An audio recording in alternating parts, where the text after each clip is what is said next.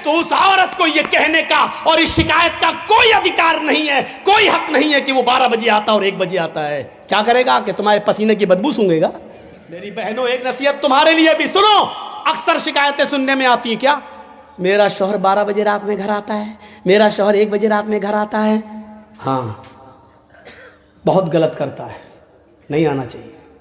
लेकिन एक बात सुन ले, तुम्हारे लिए कह रहा हूं मेरी माँ बहनों, जो औरत अपने घर में अपने शौहर के लिए बन सवर कर नहीं रहती है, मगरिब की अजान के बाद अच्छा कपड़ा नहीं पहनती है, ज़ेबो ज़ीनत अख्तियार नहीं करती है, मेकअप अच्छा नहीं करती है, अपने जिस्म पर खुशबू नहीं लगाती है, अच्छे कपड़े नहीं पहनती है, अपने शौहर के लिए बन सवर कर तैयार नहीं होती है, अगर ऐसा नहीं करती है तो उस औरत को यह कहने का और इस शिकायत का कोई अधिकार नहीं है, कोई हक नहीं है कि वो 12 बजे आता और 1 बजे आता है। क्या करेगा कि तुम्हारे पसीने की बदबू सूंघेगा?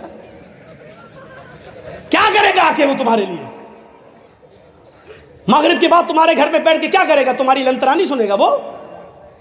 हाँ, तुम्हें शिकायत का पूरा हक है। जब मगरिब के बाद मुंह हाथ धुलकर, मेकअप करके, लिपस्टिक लगा के, क्रीम पाउडर लगा के नहीं, चुपड़ के, अच्छे कपड़े पहनकर तुम रेडी रहो और अपने शौहर को 10 बार फोन करो, कहाँ हो, जल्दी आओ ना, मैं सो जाऊंगी फिर आओगे। 10 बार फोन करो, बुलाओ, फिर तुम्हें शिकायत का हक है कि मेरा शौहर मेरे पास नहीं आता है। रहोगी घर में भंगन बनकर, फिर वो आएगा रात के, क्या करेगा वो आकर? फिर तो वो उसी ऑफिस वाली के पास बैठेगा जिस ऑफिस में उसके साथ काम करता है, क्योंकि वो उसके लिए बन ठन कर बैठी हुई है। अगर रात में कोई शौहर 1 और 2 बजे तुम्हारे घर आ रहा है तो इसकी जिम्मेदार भी तुम हो। तुमने कैसे उसको इतनी आज़ादी दी है? तुम्हारे प्यार में कोई कमी ज़रूर है, तुम्हारे मेकअप और ज़ेब और ज़ीनत में कोई कमी ज़रूर रह गई है, वरना वो मगरिब के बाद घर छोड़ के जाता कैसे है, समझ में नहीं आता मुझे। इताअत, वरना इतना बड़ा हक, बुरा मत मानिएगा।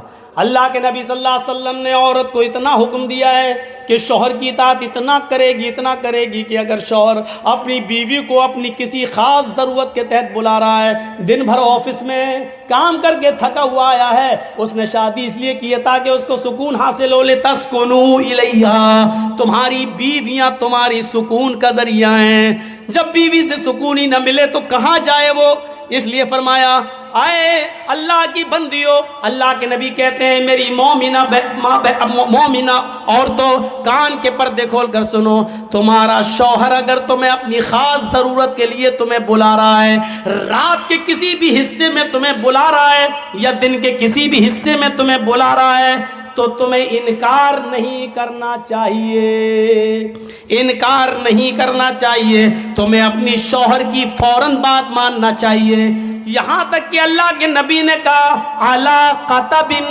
अगर तुम ऊंट के कजावे पर भी बैठी हो तब भी तुम्हें आना पड़ेगा। ऊंट का